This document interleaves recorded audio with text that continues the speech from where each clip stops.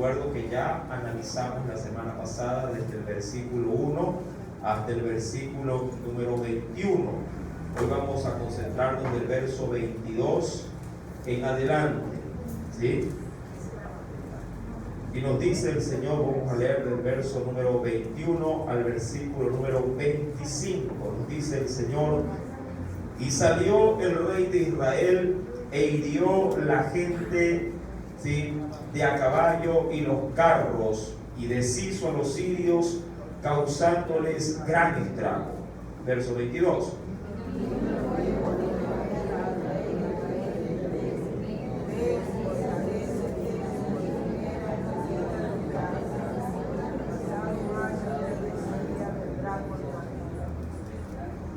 Y los siervos del rey de Siria le dijeron: sus dioses son dioses de los montes, por eso nos han vencido. Mas si peleáremos con ellos en la llanura, se verá si no los vencemos.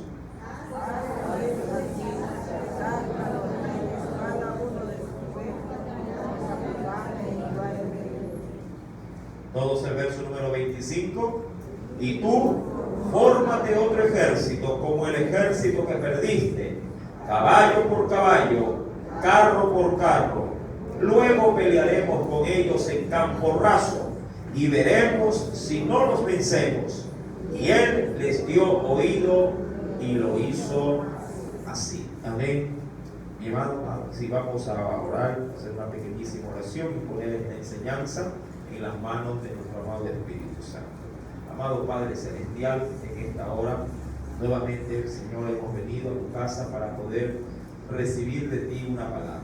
Señor, ministra nuestras vidas conforme a la gracia y a la misericordia que usted nos quiera, Señor, conceder. Gracias una vez más, en el nombre de Jesús. Amén y amén.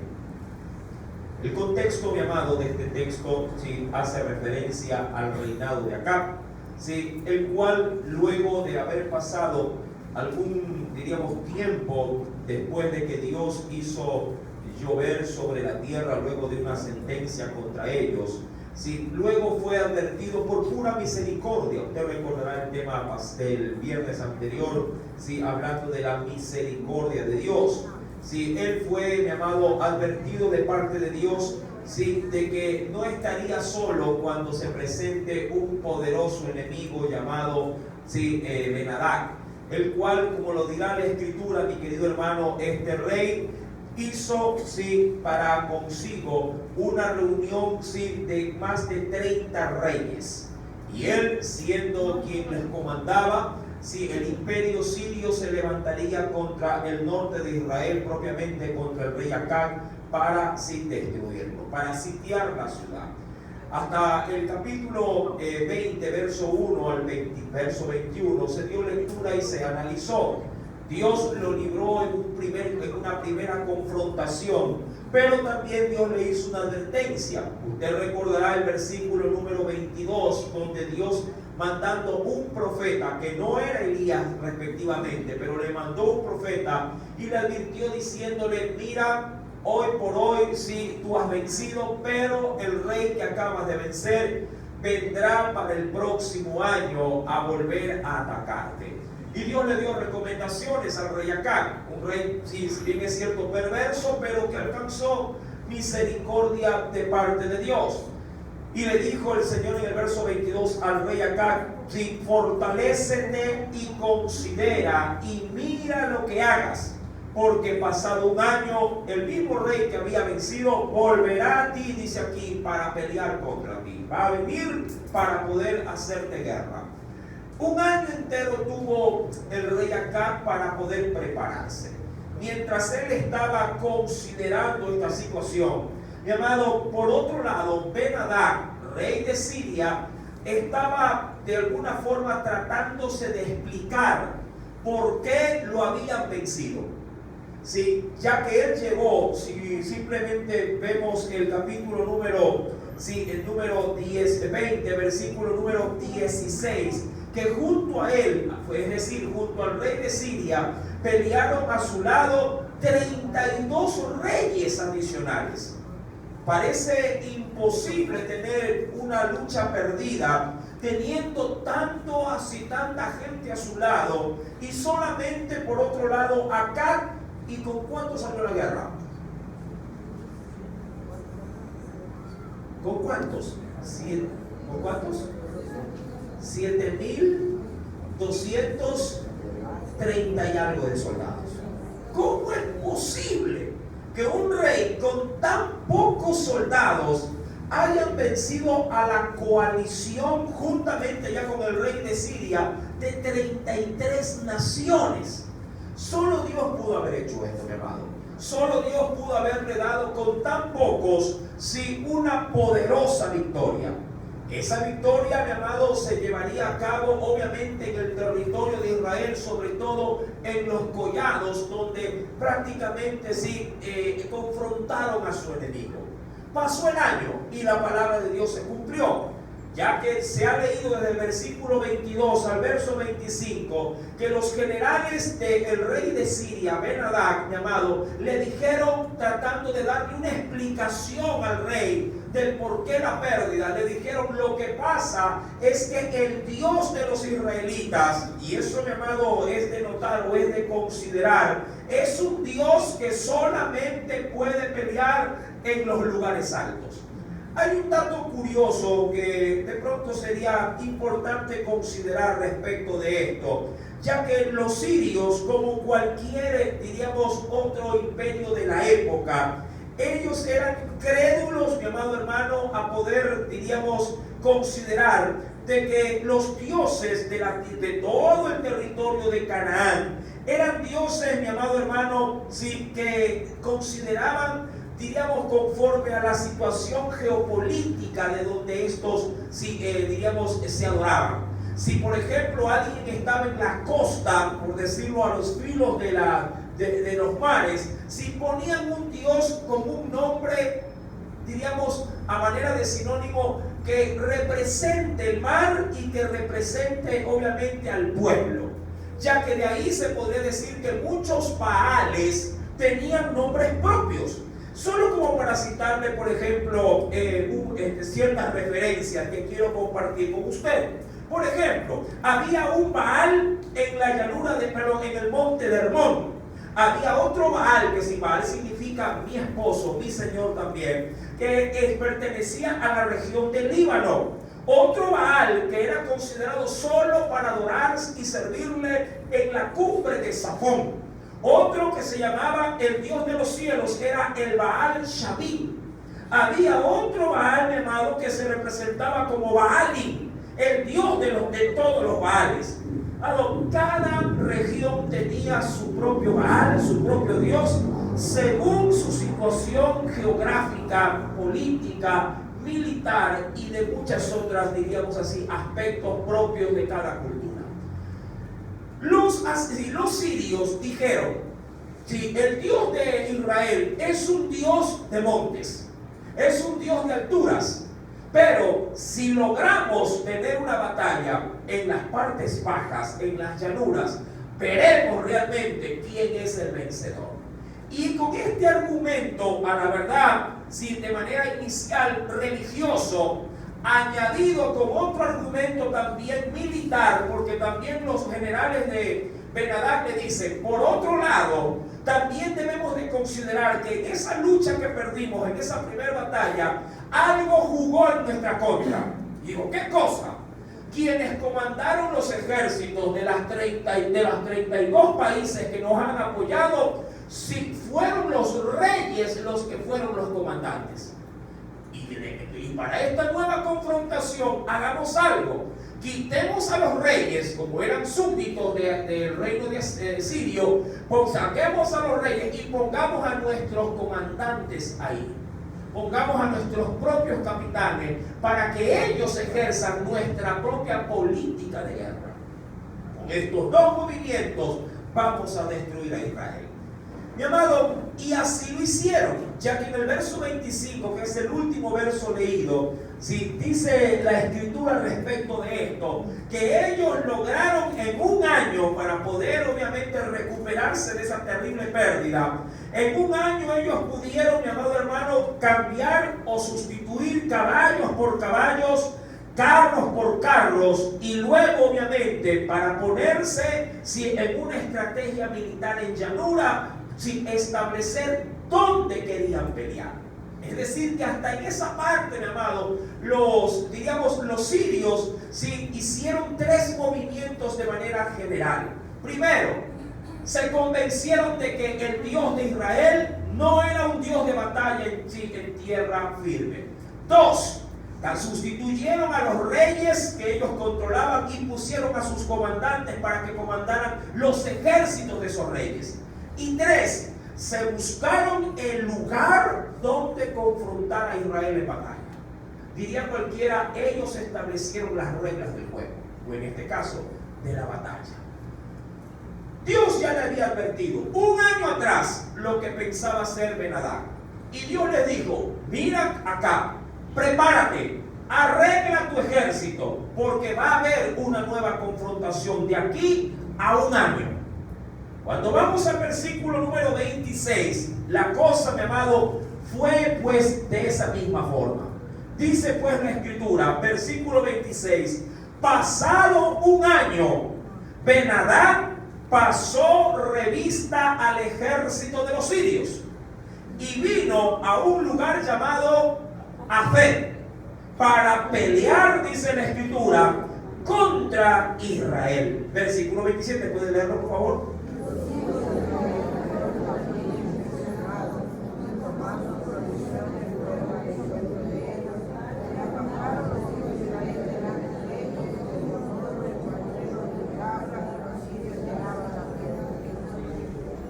Amado, en el verso 27 se da a conocer un dato militar de Israel muy curioso. Dice en el versículo 27 que los hijos de Israel fueron también inspeccionados, y tomando provisiones fueron al encuentro. Ellos fueron hacia Afec para encontrar a los sirios, y acamparon los hijos de Israel delante de ellos. Dice allí, como 2 rebañuelos de cabras. Ojo, el término rebañuelos es rebaño, pero pequeño. Un rebaño pequeño. ¿Cuántos rebaños habían de parte de Israel en cuanto a su gran conglomerado de soldados? 2. Pero comparado con los sirios, la Biblia, amado, menciona que ellos eran numerosísimos. Ya que cuando nos vamos, mi amado, a la escritura, versículo número 28 dice, vino entonces, más adelante, verso 27, la parte final que dice, y los sirios llenaban la tierra. Ojo con este dato.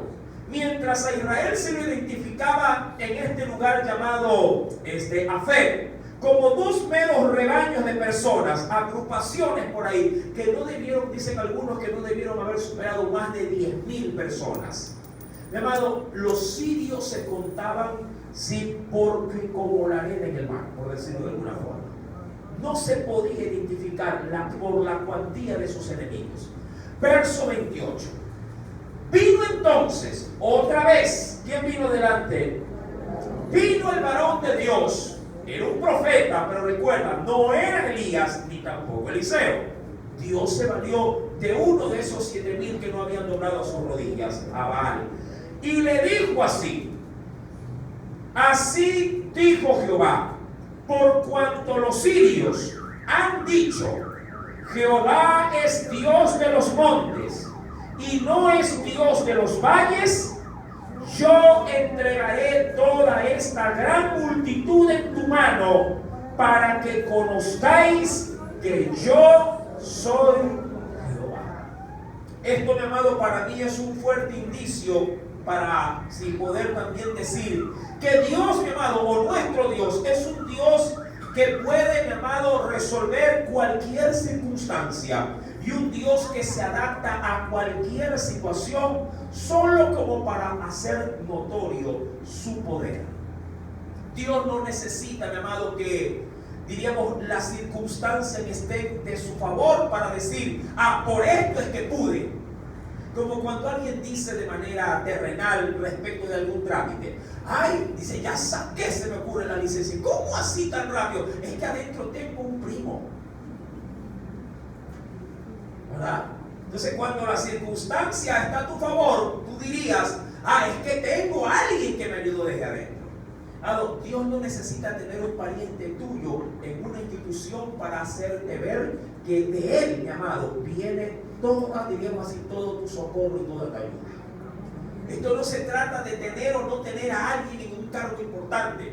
Cuando Dios va a hacer, mi amado, o va a presentar su poder para que, si su nombre sea glorificado, Dios puede tener todo en contra.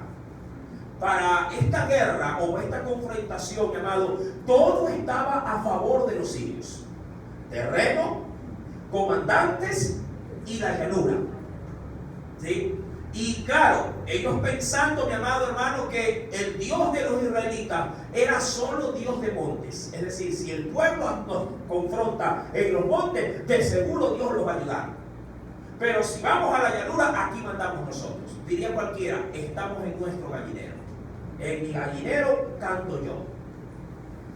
Los sirios trataron, obviamente, de tomar todo esto como un, digamos, despegue para poder conquistar al pueblo de Israel. Pero, curioso, dice el versículo número 29, 7 días estuvieron acampados los unos frente a los otros, y al 7º día se dio la batalla, y los hijos de Israel mataron de los sirios en un solo día. ¿Cuántos? Esto es, mi amado hermano, tremendo. ¿Cuántos mataron en un día?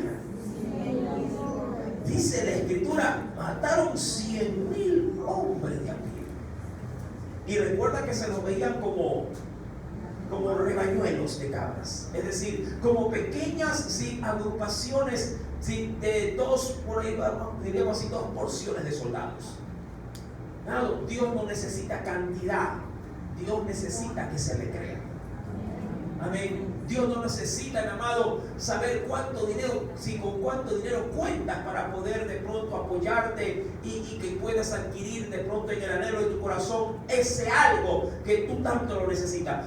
Dios puede multiplicar panes y peces con unas cuantas, por decirlo así, minucias que tú puedas tener. Si tú te apoyas en tu propia prudencia, de seguro, mi amado, no te va a alcanzar. Cuando yo voy a la escritura, mi amado, y quiero que me acompañes, porque es necesario, quiero considerar esta situación. Dice el Señor, acompáñame por favor, y veamos algo especial.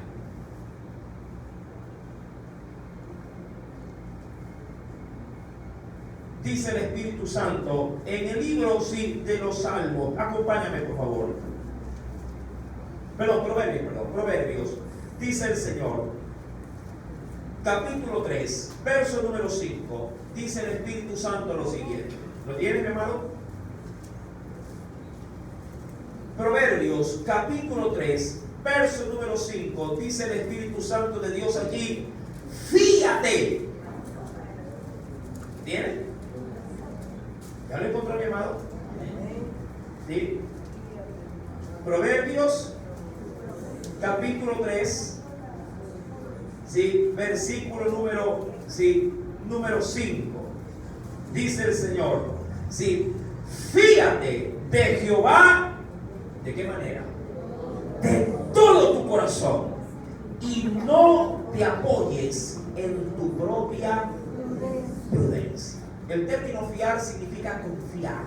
Confía en Dios, sin importar, mi amado, insisto, que todo esté en tu contra. Si tú le das lugar a tu razonamiento, de seguro, mi amado, la primera que se va a afectar es tu fe. Si tú le vas a dar lugar, insisto, a tu razonamiento, la primera que va a verse comprometida es tu fe. Porque tu fe te va a decir, no vas a poder. Si estuvieran las cosas de tu lado, puede ser que Dios haga algo. Como cuando alguien escucha de pronto de un médico, señora, aquí no se puede hacer nada. Simplemente sí, lo que estamos esperando es que muera, que expire. Usted sale con ese argumento, mi amado, y en eso usted se respalda. Usted simplemente le dirá a Dios: bueno, Señor, si se ha hecho todo lo posible, llévamelo. Pero ¿quién, mi amado hermano, le podría decir a Dios que Él si tiene o no amarradas las manos, si un médico dice que está ya por fenecer? Dios da la vida, Dios la quita. Amén. Dios puede revertir, mi amado, aún si ya está en la muerte. No hace mucho por ahí salió en esta semana, mi amado, alguien que había estado muerto durante ¿cuánto tiempo salió en la prensa? Prensa internacional. No sé si me recuerdo que estuvo muerto 20 minutos. Algo tengo yo en las páginas de las páginas centrales del Google donde salen las noticias. 20 minutos muerto. Clínica muerte, ya el médico le dijo: se fue. Póngale la sábana y apunte, hora de deceso. 20 minutos después de morir, el paciente despertó. Mira, ya posiblemente la gente hace rato ya haciendo el papeleo para ir a hacer la velación y el entierro. Es que cuando Dios está en el asunto, mi amado, así el hombre diga no se puede, Dios dice sí, porque mi poder sí lo puede hacer. Fíjate de Jehová en todo tu corazón. No te apoyes nunca en tu propia prudencia. Cuando yo avanzo, mi amado, en este precioso texto del capítulo 20, quisiera avanzar porque quiero terminar el capítulo, porque quiero llegar a algo.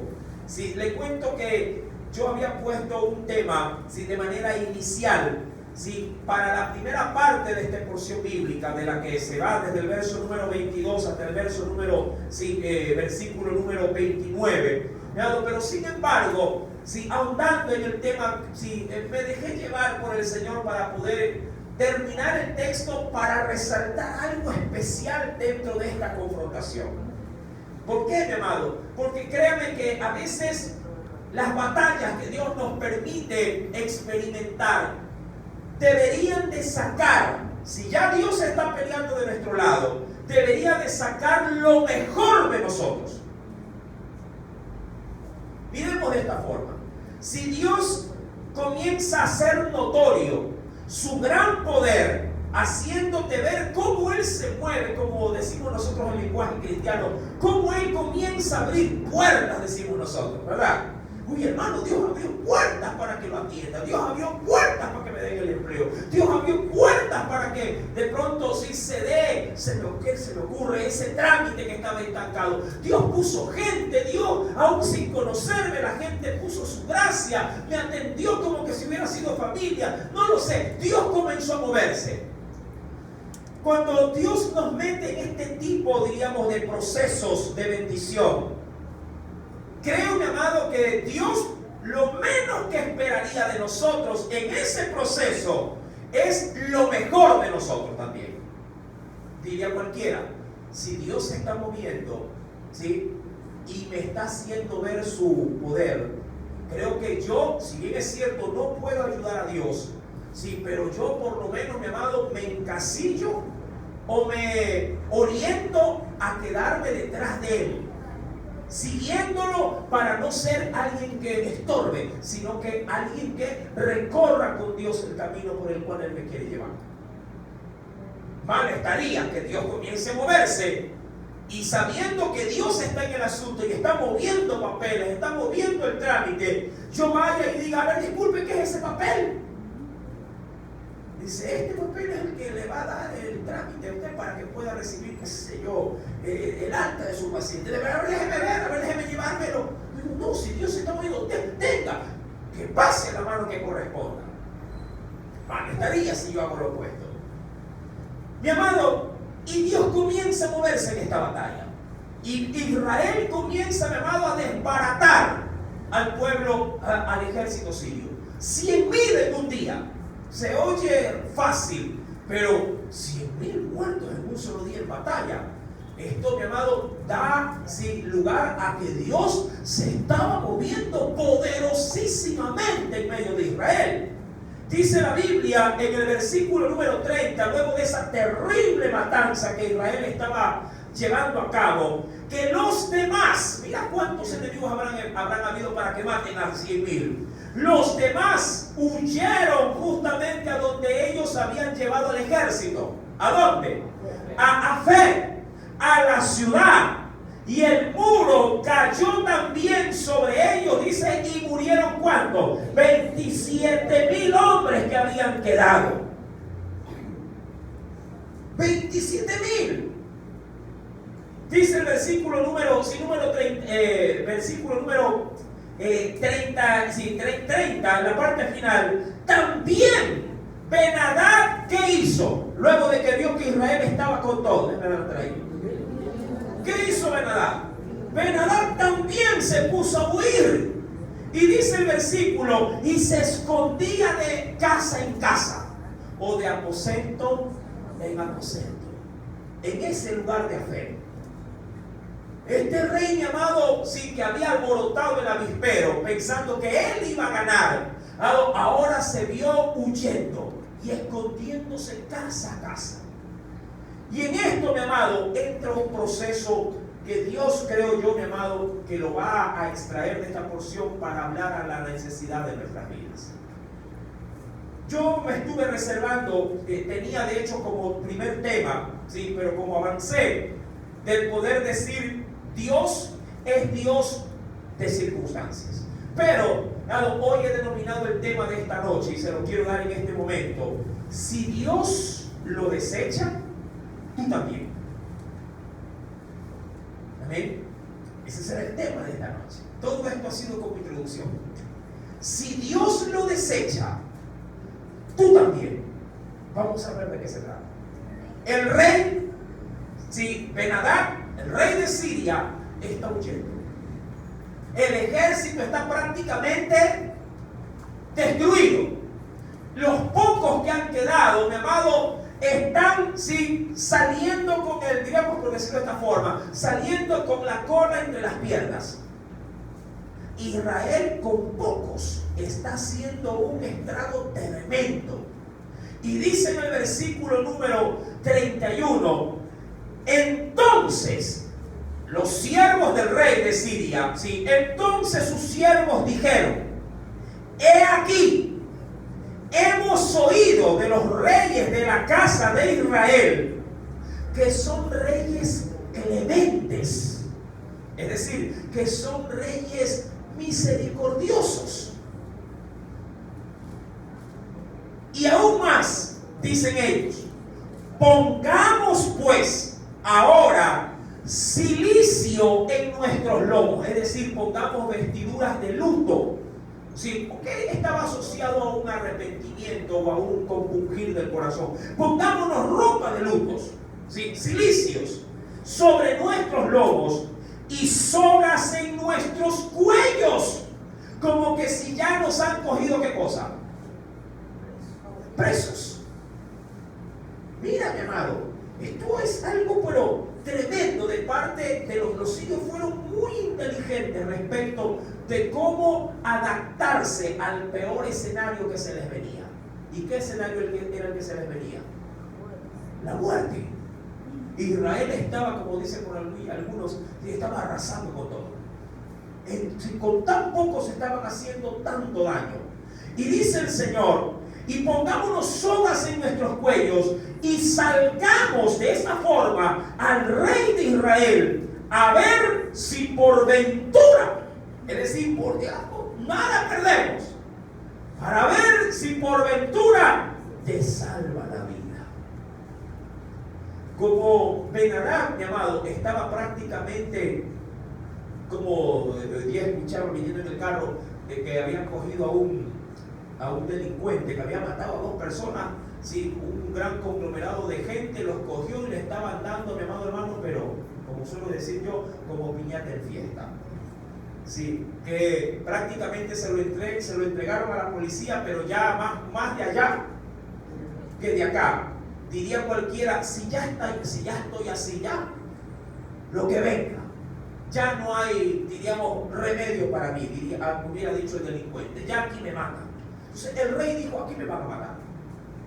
Sea que me maten aquí, escondido, en una casa cualquiera, o sea que salga sí, como esclavo, con sogas en el cuello amarrado, sí, con ropa de silicio, como manifestando arrepentimiento, sí, que se haga lo que el rey Acab decida. Y el rey, mi amado, escuche. Y dice el versículo número 32. Y se ciñeron pues sus lomos con cilicio y sogas a sus cuellos. Es decir, que no solamente el rey, sino que también todos los que con el rey vinieron. ¿Sí? Y dice el Señor, y vinieron al rey de Israel y le dijeron, tu siervo Ben-Hadad dice, te ruego que viva mi alma. En otras versiones dice mi vida. Te ruego que me dejes con vida. Y él respondió, si él vive aún. Ojo con esto. El rey acá le manda a decir, si el rey vive aún, mi hermano es. Y aquí, mi amado, es donde se rompe, digo yo, el cántaro. Aquí es donde prácticamente, mi amado, se entorpece lo que Dios estaba haciendo. Amado hermano, esto va a terminar más adelante, y lo vamos a ver, con una parábola. Esto va a terminar con una parábola, pero no una parábola hablada, una parábola vivida. No quisiera leer todos los textos, pero sí decir lo que dicen los textos. Cuando el rey hace esto, mi amado, obviamente que el rey es aplaudido por los sirios. Los sirios dirán, bien, qué misericordioso que es el rey de Israel. Qué calidad de gente, qué buena persona es el rey. Se ha manifestado como un rey clemente. Y hasta posiblemente algunos sirios dijeron, así como es el Dios de Israel, así también son sus reyes. Grandes en misericordia y lentos para la ira. Mi amado, Dios le había advertido acá un año antes, o le había advertido acá un año antes, que los sirios se habrían de levantar contra él y que él tenía que haber estado para esa confrontación preparado. Y que debía de haber estado también, textualmente lo quiero leer por favor, versículo número 22, fortalecido. Y que él tenía que considerar qué es lo que se tenía y lo que se debía de hacer. No había lugar en ese año, mi amado, para que al rey de Israel le tiemble la mano. No había lugar, mi amado hermano, para meditaciones ni análisis. Él, advertido por Dios, sabía lo que tenía que hacer. Tanto así que el ejército, el poco ejército, tenía clara la película. Tan clara la tenía, dado que mataron en un solo día, ¿cuántos? Y el pueblo, mi amado, se aventuró a seguir a los que iban huyendo. Y los alcanzaron y los iban matando. 27,000 después, alcanzados en el muro. Todo esto, mi amado, sí, insisto, retrocediendo un poquito ahí. Todo esto, mi amado, porque Dios estaba peleando con ellos. Y era Dios el que les estaba dando fuerza y estrategia. Aquí no se ve que caen piedras del cielo. No se ve que se abre la tierra para tragar a los enemigos. No se ve, mi amado hermano, que el sol se detiene. No, no. Es que a veces Dios no necesita lo sobrenatural para manifestar su gran poder. A veces Dios seguirá usando las manos de este pueblo, mi amado, posiblemente debilitado, posiblemente cansado. Seguirá, mi amado, fortaleciendo rodillas endebles para seguir ministrando a su pueblo.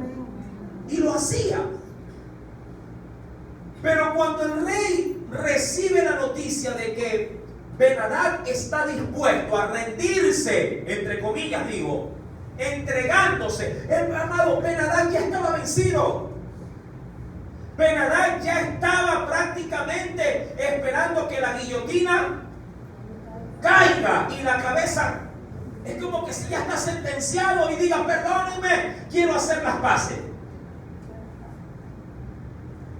Hay hay cosas, mi amado, que se podría considerar como puntos de no retorno.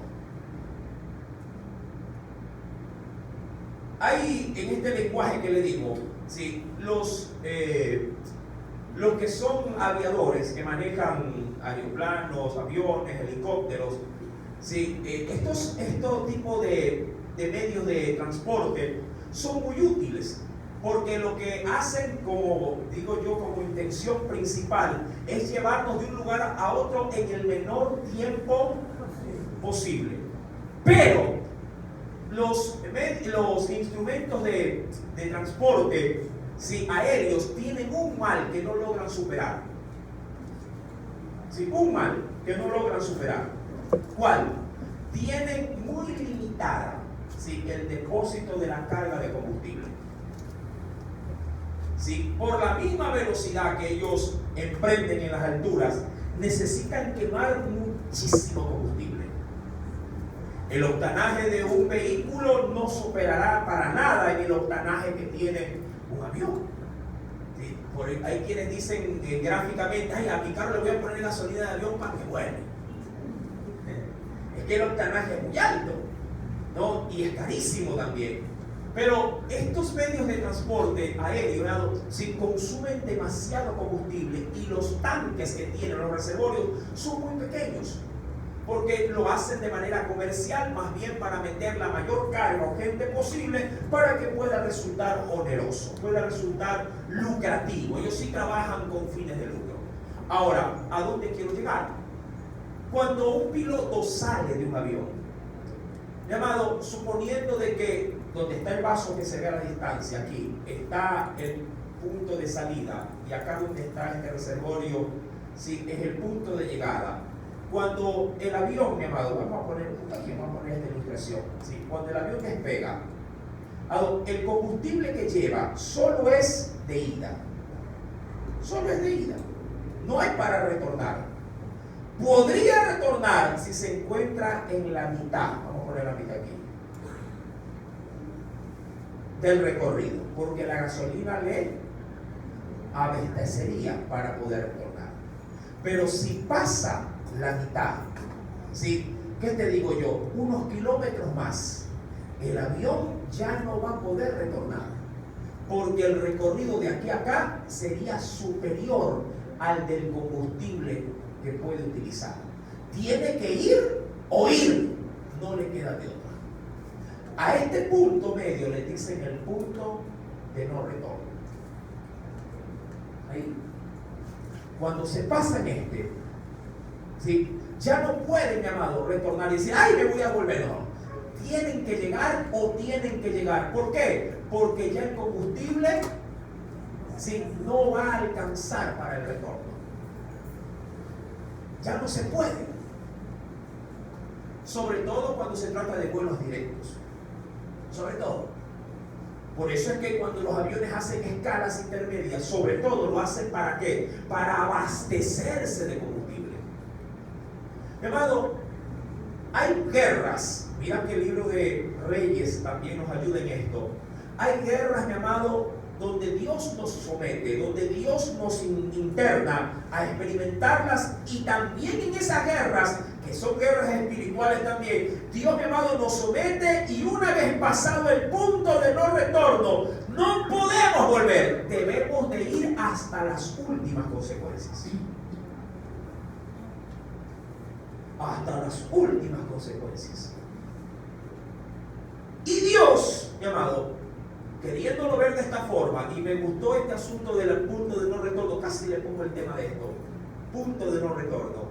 Mi amado, Dios, sabiendo lo que ya tenía destinado para el rey de Siria, que era la muerte, amado, acá interviene, acá trunca, acá, mi amado, no deja seguir trabajando Dios. Por mostrarse curioso, compasivo, por mostrarse condescendiente, por mostrarse políticamente de manera estratégica correcto, por mostrarse misericordioso.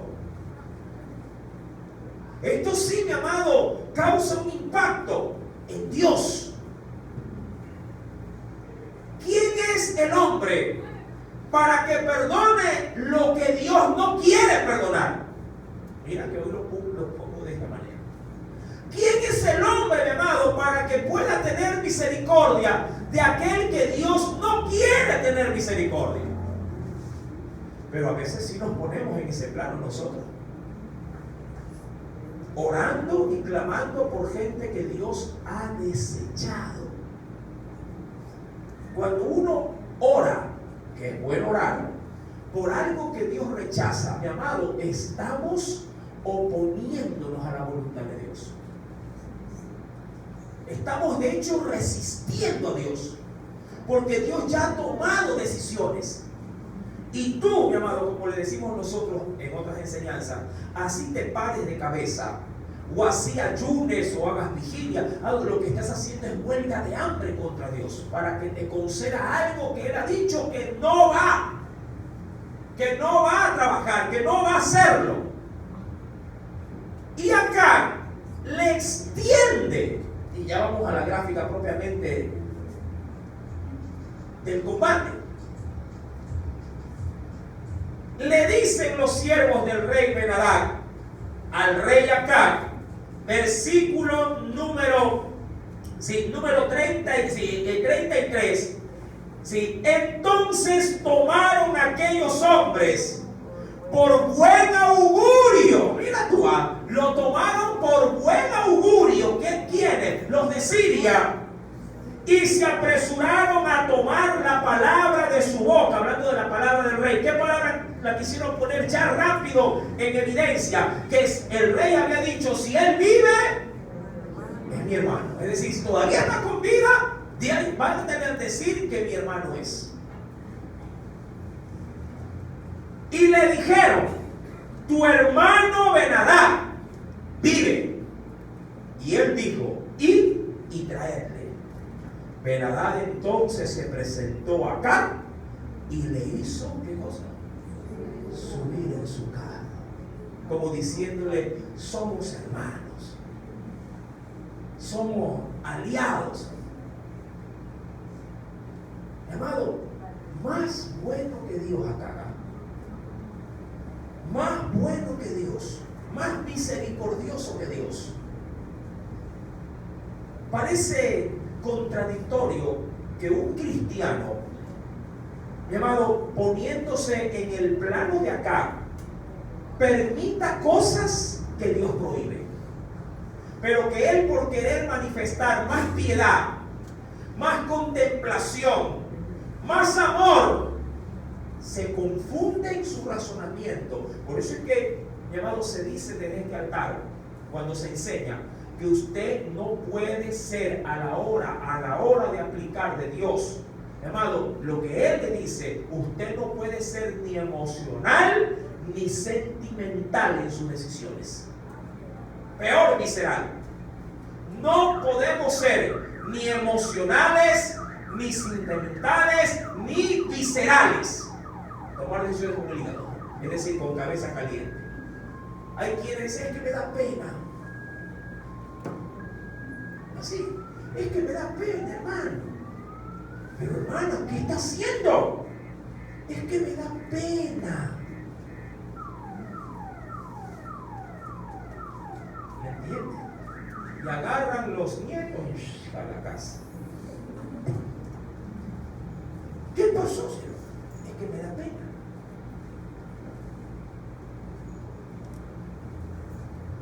Me recuerdo de una hermana, y no voy a hablar de nietos porque no se sientan tan identificados.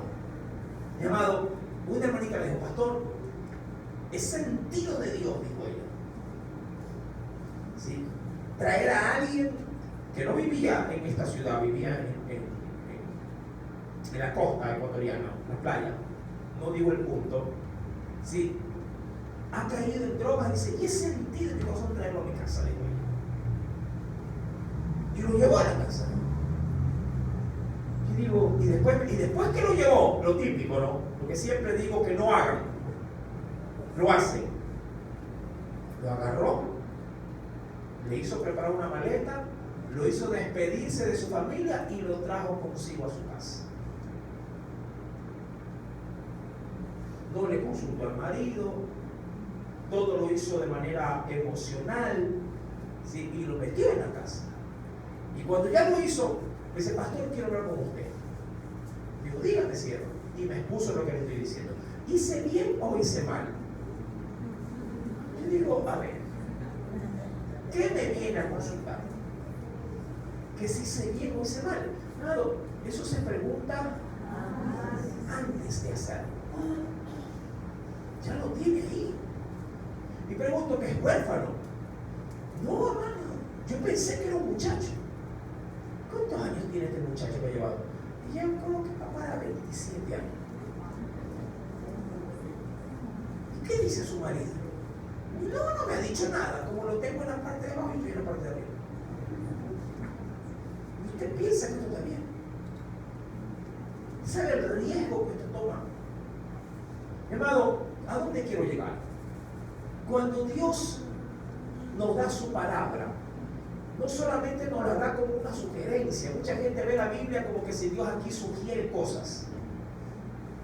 La escritura no es una sugerencia, la escritura es una demanda de Dios para el hombre. Cuando Dios dice no a algo y tú sigues a ese Dios, tú también tienes que decirle no a los demás. Si Dios a ti te dice no, ¿quién eres tú para decirle a otro que Dios a ti te ha dicho que no, que sí? Ejemplos bíblicos. Siempre los ejemplos bíblicos ayudan a sostener esto. Dice, por ejemplo, acompáñenme rápidamente, mi amado, 1 Corintios 5, verso 11. Rápido. 1 Corintios 5, verso 11. ¿Lo tienen? 1 Corintios, capítulo número 5, verso número 11. Dios siempre, créame, está trillando en esto. Dice el Espíritu Santo, ¿lo tiene, mi amado? Dice el verso 11, y esto no es sugerencia, esto es una ordenanza. Más bien, dice el apóstol Pablo, os escribí que no, ojo, que no. Y créame que aquí este no debería de estar escrito con mayúscula. Que no os juntéis con ninguno que llamándose hermano viviera como le dé la gana, en pocas palabras. Eso es lo que dice. Resumiendo, que fuera avaro, fornicario, adúltero, borracho, maldicientes, es decir, que viva como le da la gana de vivir. ¿Qué te dice Dios a ti, hermano querido? Que con ese no os juntéis. Pero ¿qué hacemos nosotros? Y tú dirás, como dijo acá, mano, ¿y dónde está el amor de Dios? El amor de Dios está donde debe de estar siempre, en nuestro corazón. Pero ¿sabes por qué Dios lo prohíbe? Porque no quiere poner en riesgo lo que todavía está sano en ti. Eso es lo que quiere hacer Dios. No exponerte.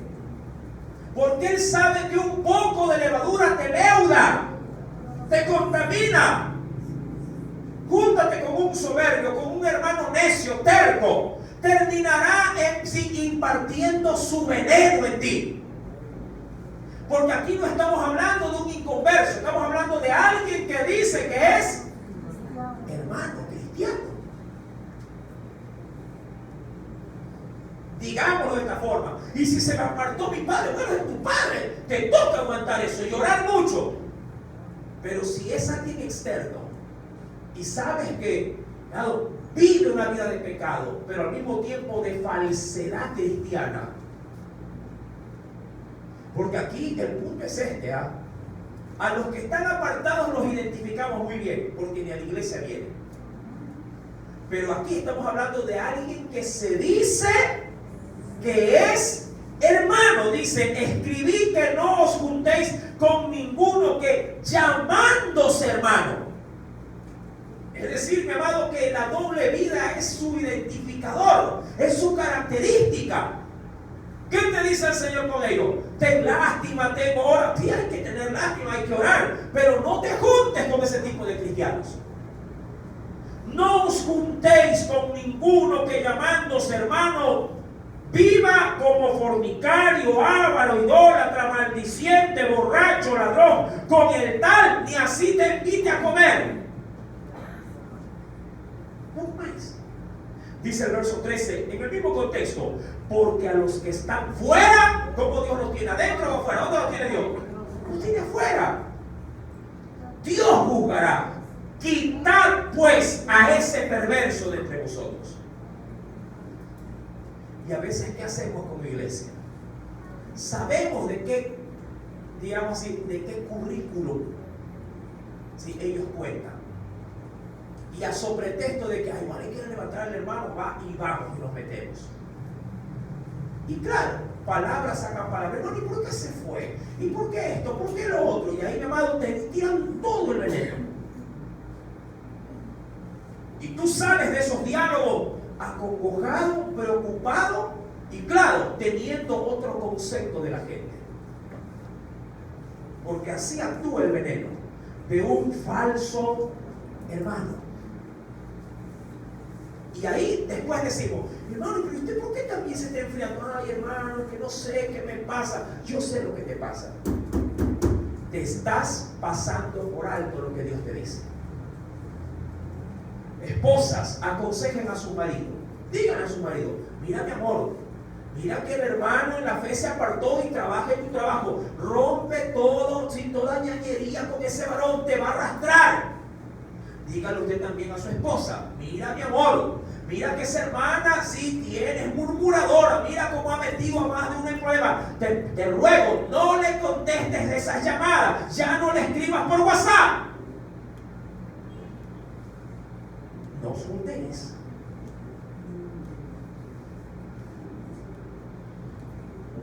Me encanta cuando hay el silencio del sentimiento.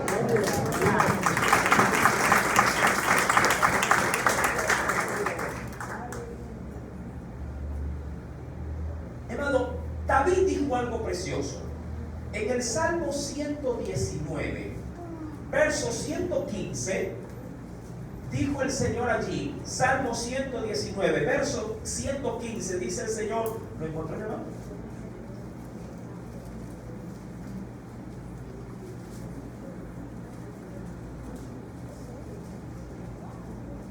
Salmo 119, verso 115, David dijo, apartaos de mí, malignos. Y no estaba hablando del diablo, ¿eh? Estaba hablando de gente mala, que cuando lo veían a David, venían y decían, hola, ¿cómo estás? Pues David, oye, tiempo que no nos vemos. Ya, pues cuando vienes, mira, vamos a hacer una parrillada, vente. Y usted, como dice, parrillada, claro, ¿cómo no tiene parrillada?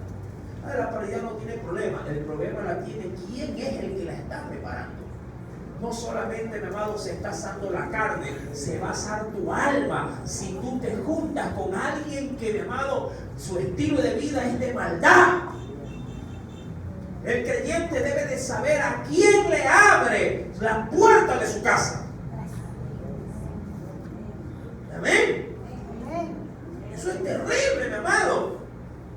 Un hijo de Dios debe de saber quién tiene en su círculo social como persona en quién confiar. Para David, los malignos, Señor, apártame de ellos, pues yo guardaré los mandamientos de Dios. Maligno, fuera de mí. En Primera de Samuel, capítulo 15, esto es triste. Porque Saúl tenía un apego, Samuel tenía un apego terrible por Saúl. Mira, para mí, Samuel, para con Saúl, tenía un nexo sentimental. Y no lo vas a malinterpretar, estoy hablando de que tenía un apego sentimental muy fuerte por Saúl, porque lo estimaba. Saúl, mi amado, era al inicio, antes de ser rey, era un joven timorato y con una muy baja autoestima. Ese era Saúl, de aspecto muy hermoso, muy alto, pero lo que le faltaba de altura, sí, posiblemente le quedaba corto en cuanto a estimación. Era muy pequeño, tenía una autoestima muy baja. No sé, de pronto su misma altura pudo haber sido como que arma de doble filo. Le dijeron, habla lunes, le dijeron. Lo apodaban el lunes, largo el día. Y eso, mi amado, a él lo había marcado. ¿En qué sentido? Que su baja autoestima lo hacía verse como pequeño, siendo muy alto. Cuando Samuel, el profeta, lo conoció, sintió por esa situación una inclinación muy fuerte de quererlo levantar, de quererlo apoyar y de quererlo, si diríamos, hacer de él un hombre grande en todo sentido. Samuel le agarró mucho cariño a Saúl. Y cuando Dios lo escogió a él como rey, para Samuel, para mí fue como un padrino de él. O sea, se sintió sumamente orgulloso. Dijo, Señor, es bueno cuando uno ora por gente que uno estima y Dios lo levante. Muy bueno eso, porque uno se identifica con los logros del otro. ¿Verdad que es así? Cuando existe un verdadero sentimiento de amistad, si tu bienestar es el mío, tu prosperidad también es la mía, así no me des ni un centavo, el solo hecho de ver cómo Dios te usa, cómo Dios te engrandece, tú dices, Señor, gracias porque salió de casa de oración. Y Samuel estaba encantado con Saúl hasta el día en que Dios lo corta. Hasta el día en que Dios decide por desobediencia de Saúl, ¿sí? Porque no hizo lo que Dios le dijo. Dios dijo, hasta aquí llegaste, Saúl. Esto fue durísimo para el profeta, duro. Y cuando vamos a Samuel capítulo 15, verso 26, acompáñame por favor. Primera de Samuel capítulo 15, versículo número 26. ¿Viene? Dice el Señor, y Samuel, mira hasta qué punto tuvo que llegar. Ya esto cuando ya Dios había determinado la sentencia. Dice verso 15, versículo 26, perdón. Dice aquí, y Samuel respondió a Saúl, no volveré contigo, le dice, porque desechaste la palabra de Jehová, y Jehová te ha desechado para que no seas rey sobre Israel. Ojo, usted ve ahí, usted dice, qué desnaturalizado Samuel. No, amado, me apena leer el versículo número 35 del mismo capítulo 15. Dice la Biblia, y nunca después vio Samuel a Saúl en toda su vida. Y Samuel lloraba a Saúl. Mira esas palabras. Samuel lo lloraba a Saúl. Se apenaba, decía, Señor, ¿qué pasó? Tenía un sentimiento ahí él, de aprecio, de estimación. Pero frente a los sentimientos, mi amado, Samuel dijo, así me pese el alma, nunca más caminaré con un hombre que se ha rebelado contra Dios. A veces nos toca dejarlos ir y nos entristece, nos apena, pero sobre mi pena y sobre mi dolor está la palabra y la voluntad del Dios al cual usted recibe. A veces nos toca ver partir, no solamente hermano, posiblemente hasta familia, que en su rebeldía dicen, me voy. En su rebeldía. Y uno podría decir sentimentalmente, no te vayas, se le tiran los pies, no te vayas, usted lo va a arrastrar, yo lo va a arrastrar. No haga eso. Lo que Dios desecha, tú también deberías desechar. Amén. Sí, mi amado. Es que es mi amis.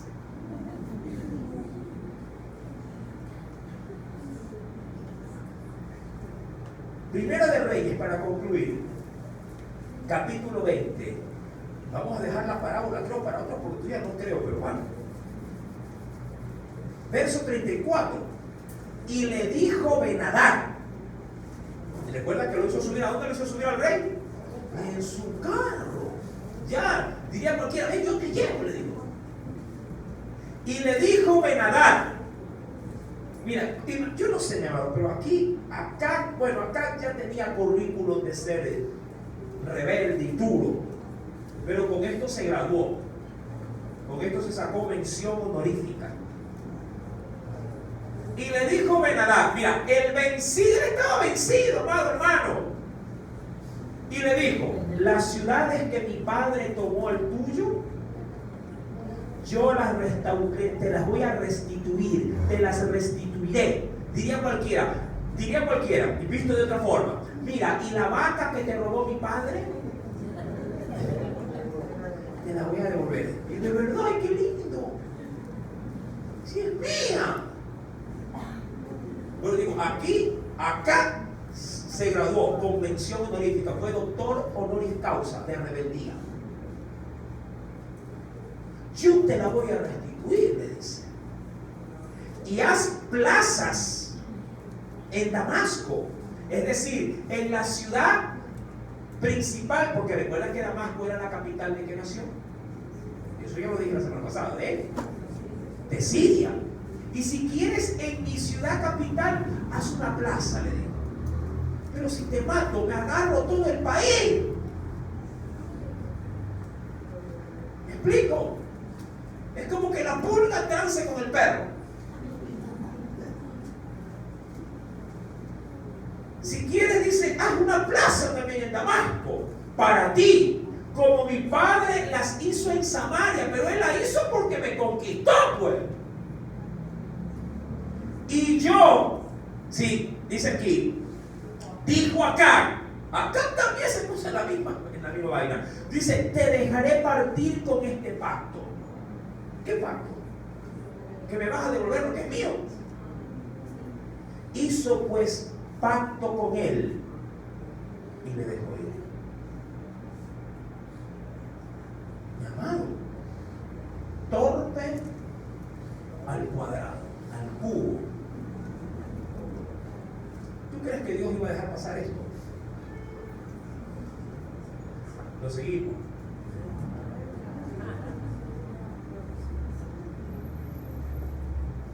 Entonces,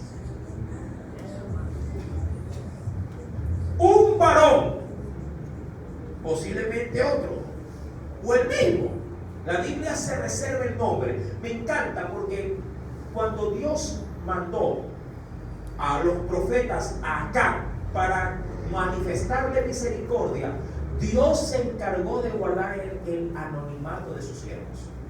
Me encanta esa parte. ¿Sabes por qué? Porque al dar el nombre del profeta hubiera sido un mal precedente de currículum en el ministerio para él. Diga, ¿dónde fuiste? Acá. ¿Cuál es el que terminó blasfemando? Sí, ¿dónde se me mandaron? Como cuando le dijeron en algún momento a alguien, ¿a dónde vamos? A Nínive. Ya yo no voy. Ahí sí vieron el nombre. ¿Quién era? Jonás. Aquí Dios se reserva para no darle mal prestigio a su profeta.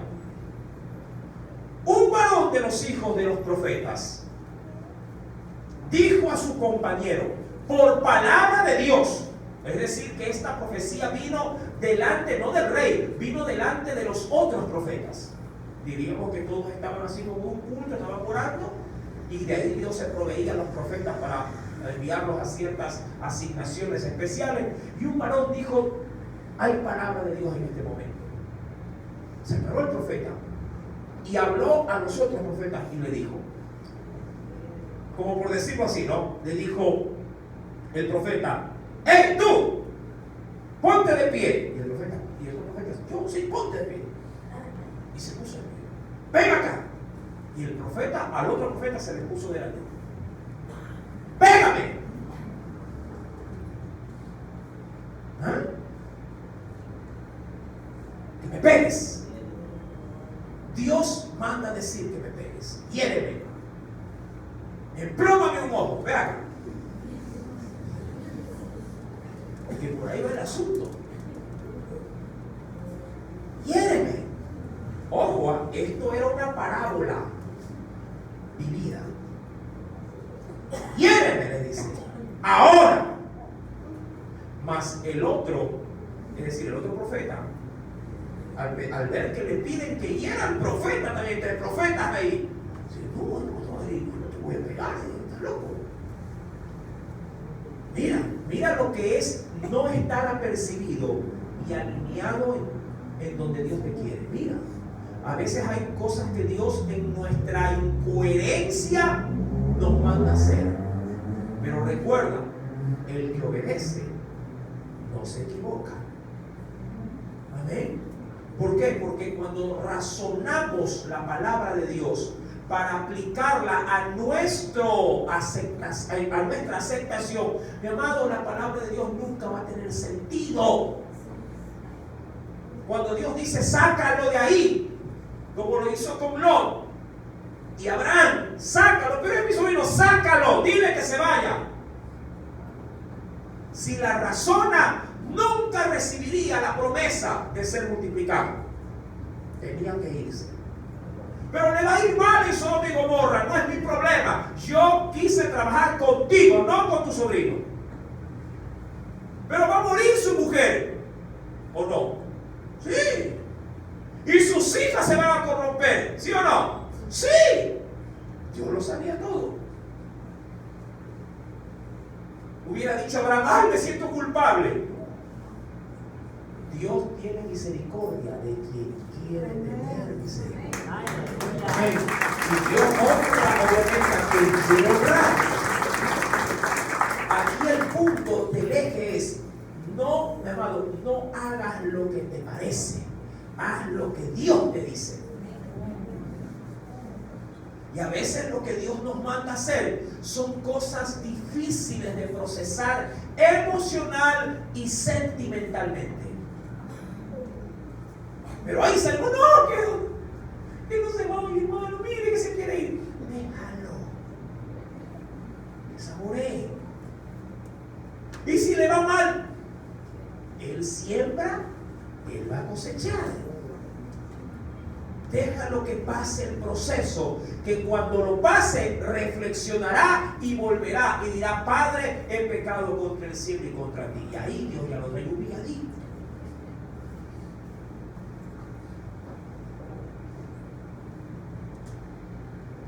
Y el profeta le dijo, no me quieres pegar, mira tú, le dijo, ¿sabes qué? Como no me has querido herir, hoy Dios te va a quitar la vida. Mira tú, mi amado. Verso número 36. Y él le dijo, por cuanto no has obedecido a la palabra de Jehová, he aquí que cuando te apartes de mí, te herirá un león. Y cuando se apartó de él, le encontró un león, obviamente por el camino, y lo mató. ¿A quién? Al otro profeta.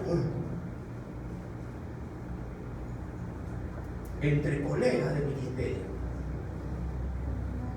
¿Por qué? Por razonar. Mira, la palabra de Dios, cuando es literal, no hay que razonarla. Cuando no es literal, hay que discernirla. ¿Me entiende esta parte? Miren que soy claro. Cuando la palabra de Dios es literal en lo que se debe de hacer, no se razona, se lo hace. Como cuando Dios dice, congréguense. Eso no hay que interpretarlo, hay que obedecerlo. Cuando dice diezme,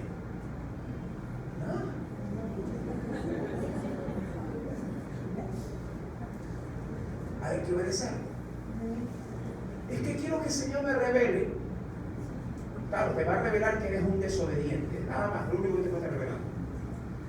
Mi amado, cuando la palabra de Dios es literal, no interpretes, hazlo. Cuando la Biblia dice id y predicad el evangelio, a eso tienes que hacerlo. Punto. Pero cuando la palabra de Dios tiene un contenido espiritual, disciérnelo. ¿Con qué lo discierno? ¿Con mi pensamiento? No, la misma palabra te ayuda, mi amado, a poder discernir otra palabra. La misma palabra ayuda a discernir la palabra. Así como el libro del álgebra tiene los deberes ahí, los cuestionarios al final para desenvolverlos, ¿verdad que sí? También en el mismo libro está cómo se resuelve. Ahí mismo está la problemática y la solución. Aquí está, sí, lo que se debe de hacer, y aquí te explicará cómo se lo debe de hacer también. Perfecto. Luego se encontró con otro hombre y le dijo lo mismo: hiéreme. El otro ni tonto, pero hermano, ya le mató a uno. Ahí le cayó, creo que le cayó puñeta. No uno, déjame darte dos por si acaso, para que te vayas bien herido. Luego se encontró con otro hombre y le dijo: hiéreme ahora. Y el hombre le dio un golpe y le hizo una herida. De una, ¿verdad? Qué lindo es obedecer, ¿no? ¿Sí o no, mi amado hermano? Imagínate, tú con el látigo, ya está el daño, la rebeldía, y el que va a ser ejecutado, a ver, vamos hablando, mamá, vamos hablando. Y transamos, ¿sabes? Y transamos. ¿Verdad que así pasa? El agresor, el desobediente. A ver, mamá, tú eres cristiana, tengo acuerdo. Por eso mismo, porque soy cristiana, que te voy a dar. Porque la Biblia dice que debo de corregir a los hijos. Por eso mismo, porque soy cristiano. Porque todo padre al que ama a su hijo, lo corrige. Cuidado. Y le dio un golpe y le dejó tremenda herida. Y el profeta se fue herido. ¿Por qué? Porque Dios quería que su siervo se presente delante del rey Acab con una herida. Amén. Y el profeta se fue y se puso delante del rey en el camino, pero se presentó disfrazado. Es decir, ustedes reconocen, ya lo hemos visto, no lo voy a volver a repetir, que los profetas de aquel entonces tenían un vestuario que los identificaba. Ya eso ya vimos, ¿sí? Así que vaya a YouTube y póngase a la par. Ya lo vimos. Entonces, ese atuendo que los identificaba como parte del séquito de los profetas, en esta ocasión el profeta fue como un manto por encima, todo cubierto, y se fue. Claro, vendado por ahí, pues tenía un golpe también. ¿Cuál era la intención del golpe? Hacer pensar de que él había estado también en ¿dónde? En la batalla. Y cuando, verso 38, perdón, y el profeta se fue y se puso delante del rey en el camino y se disfrazó. Verso 39. Perdón, poniéndose una venda sobre los ojos. Verso 39. Y cuando el rey pasaba, él le dijo al rey, o le dio voces: ¡Hey, rey! ¡Mi rey acá! A ver, ven, ¿qué deseas? Y va la parábola. Tu siervo salió en medio de la batalla, y he aquí que se me acercó un soldado y me trajo un hombre, es decir, me trajo un prisionero, y me dijo: guarda a este hombre, y si llegare a huir, tu vida será por la suya, o pagarás su equivalente. ¿Cuál era su equivalente en dinero? Un talento de plata. Entendiendo que un talento de plata, el talento, de acuerdo al Apocalipsis, en la medida romana, sí, llamado, era el peso de 40 kilos de plata. Es decir, casi que un saco de cemento, pero de plata. Diría cualquiera: me mata, me lo va, porque plata lo tengo. Verso 40. Y mientras tu siervo, hablando de él mismo, en parábola obviamente, Y mientras tu siervo estaba ocupado en una y en otra cosa, el hombre desapareció. Entonces el rey de Israel, mira.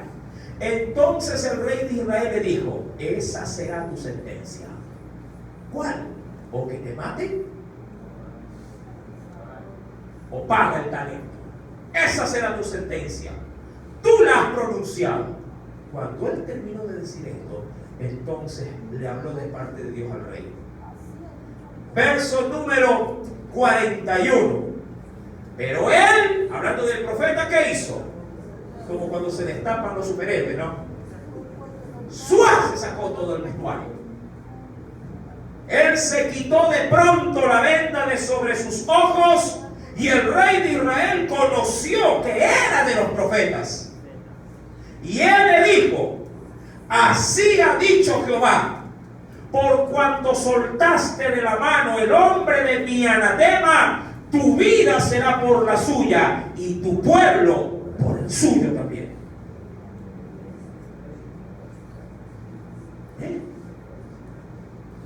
Y el rey de Israel, amado, dice la Biblia, se fue a su casa acongojado, triste, pero también bravo. Ni siquiera digo: uy, que metí las 4, Señor, un ayuno, un arrepentimiento. No, bravo, hermano.